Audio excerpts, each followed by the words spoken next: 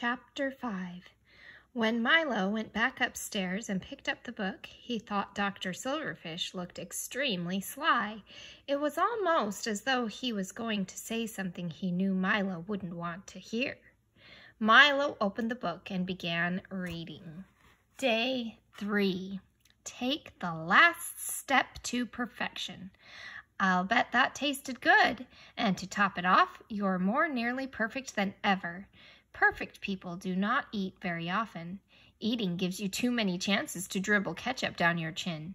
Now, it is a well-known fact that there is nothing more difficult than going without food for an entire day. But you did it. This proves you can do something just because you want to, which is what we experts call willpower. Some inferior minds call it stick-to-itiveness, not me. But you have proven that even if you think something's nearly impossible, like learning Finnish or becoming a classical kazoo player, or building a model of the Eiffel Tower out of chewing gum, you'll be able to stick to it and get it done if you really want to. This is a very important lesson on the road to perfection. After today's lesson, your final assignment should be a snap. Ready? Milo remembered Dr. Silverfish's sly look. He had the feeling something unpleasant was coming. He read on. Right now, you are thinking I'm going to ask you to do something horribly difficult, something you have never done before, something you won't possibly be able to do even if you try your hardest. Well, you're wrong. All I want you to do is go to the nearest zoo and bring home a fully grown gorilla. Milo's jaw dropped. He couldn't believe it. He turned the page. Oh my. Just kidding. We doctors enjoy our little jokes once in a while. If you went out and brought home a gorilla because you didn't keep on reading, I apologize to the gorilla. He's stuck with a goof like you. You get no apology because you were silly. What do gorillas have to do with being perfect anyhow? Broccoli is another story. Now, you are wondering if I will ever get to the point and tell you what to do on your last day of my perfection course. Well, the answer is no. I won't tell you to do anything because what I want you to do is nothing. That's pretty simple, isn't it? Don't eat, don't sleep, don't watch TV, don't listen to music, don't read, don't crochet, don't play cards, don't snap your fingers, don't pick your nose, don't even whistle. Don't do a single thing for the next 24 hours. Sit, think, relax, be like broccoli. See you tomorrow. By then, you'll be perfect. P.S. I realize it is hard to start doing nothing all at once. You may warm up by practicing doing nothing for 10 minutes. The 24 hours will begin right after that. P.P.S. It is okay to go to the bathroom and sip weak tea slowly and breathe. Everything else is a no-no. Well, it sounded ridiculous, but it sounded simple enough. The hardest part would be not eating, but Milo knew he'd be able to handle that. The only problem was that tomorrow was Saturday, the day of Milo's weekly baseball game.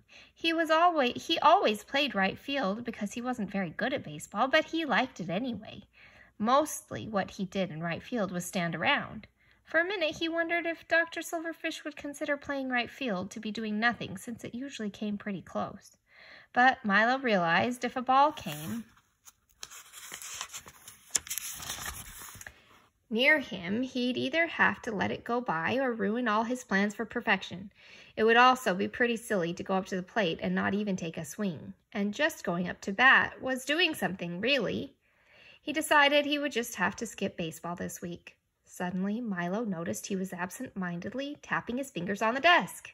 He stopped in mid-tap. He'd have to watch that sort of thing. Tapping your fingers was doing something, even if it wasn't doing much.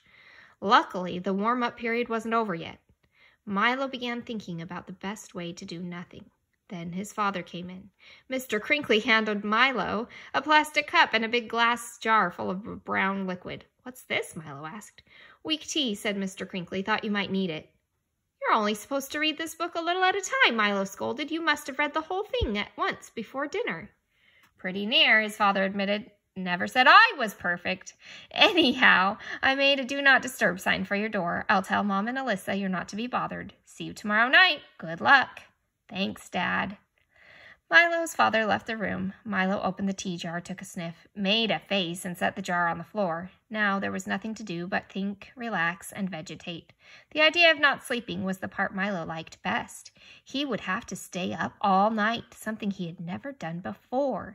It would probably be more fun if he could listen to the radio, but Dr. Silverfish had specifically vetoed that. Milo started thinking about how wonderful it would be to be perfect. He wouldn't have to bother going to school anymore. What could anybody teach a perfect person? Maybe he could become a major leaguer, the world's best pitcher. He'd throw only perfect games. He was so close now. If only he could hang on for one more day, he would be the only perfect person he had ever met. But after half an hour, he couldn't think of much more to think about. When it came to perfection, he was all thought out. He tried thinking about Dr. Silverfish, but he'd already thought about him about as much as he wanted to.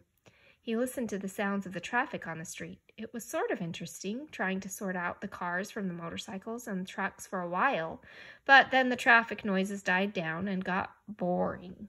He listened to his stomach digest his dinner, but after churning and gurgling for a few minutes, it developed laryngitis and hushed to a whisper. A few sips of tea helped his stomach regain its voice, but it tended to repeat itself the second time around. There had to be other things to do, Milo thought, but then he remembered that doing things was exactly what he wasn't supposed to be doing. He tried to pick out pictures in the shadows on the wall, but the only one he could find looked like a grumpy math teacher. He tried listening again. The TV was on downstairs, but he couldn't hear it clearly, and he thought he might be cheating if he could. Somebody was going to the bathroom down the hall. Milo glanced at his watch. It was only 10. He had a whole night of nothing to look forward to, followed by a very long and nothing day. He tried to think of something else to think of, but it was no use. He stared at his watch. It seemed to be running even slower than it had when he was waiting for dinner. He began to get drowsy. What do you think drowsy means? He wished he could read or play solitaire or build a model plane or something. He began to wonder if he'd ever be perfect at all. Then he remembered a book he'd read about an old Indian custom. To become a man, a boy went into the forest on the coldest night of the year and had to come back on the next morning with an eagle feather.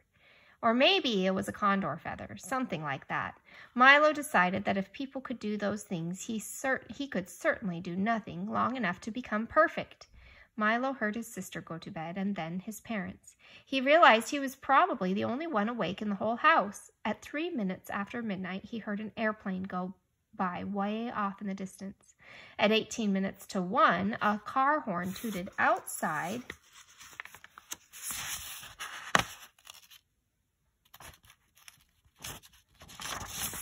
And a dog barked back. Then it was absolutely silent and still. At 2-something, he wasn't quite sure when, Milo's eyelids fell shut. He snapped them open again just as he was about to fall asleep. But as the night-like early morning wore on, those eyelids kept getting heavier and heavier. Milo thought about standing up and jumping around, but he didn't because that would be doing something. Eventually, he got up and went to the bathroom, mostly to keep himself awake. He came back and sat down again. A moment later, he saw his room fill up with light so white and brilliant he could hardly bear to look at it. As his eyes adjusted, he began to see people sitting in front of him. It was like being in an enormous auditorium with seats stretching as far as he could see. The people in the seats didn't move a muscle. They didn't make a sound. They were doing absolutely nothing, just like Milo. From where he sat, all Milo could see were the backs of heads. He wanted to get up and walk around and find out what the people looked like, but he knew that would be doing something. He stayed put. Then he realized people were sitting behind and beside him.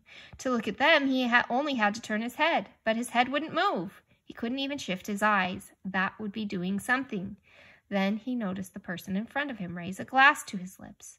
Milo would have had to lean forward to see the person's face, but he didn't have to do anything at all to see what was in the glass.